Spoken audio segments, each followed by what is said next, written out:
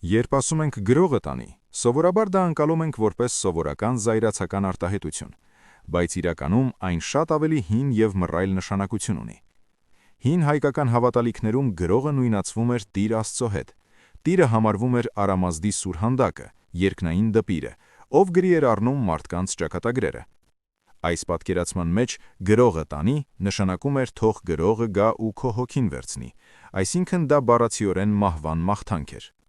Նույն շարքին է պատկանում այս արտահայտությունը՝ գնա գրողի ծոցը, որը նշանակում էր գնա այնտեղ, որտեղից վերադարձ չկա։ Հայագետ Մանուկ Աբեղյանը իր հայ ժողովրդական հավատալիքները աշխատության մեջ գրում է, որ շատ գավառներում մինչև 20-րդ դարի սկիզբը պահպանվել էր նաև գրողի տոնը, որը կապվում էր համբարձման տոնի հետ։ Այդ օրը մարդիկ փորձում էին հաճոյանալ ճակատագիրը գրողին։ Հրաչյա Աճարյանի արմատական բառարանում ևս նշվում է գրող բառի դիցաբանական իմաստը։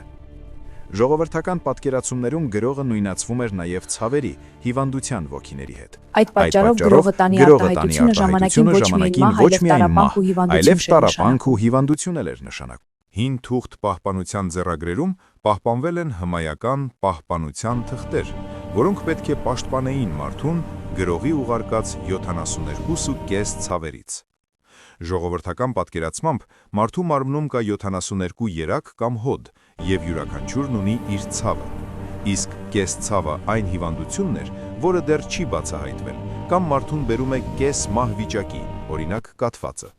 Այսպիսով, երբ այսօր ասում ենք գրողը տանի, հաճախ չենք էլ պատկերացնում, որ օգտագործում ենք մի արտահայտություն, որի արմատները հասնում են հայկական հեթանոսական դիցաբանությանը։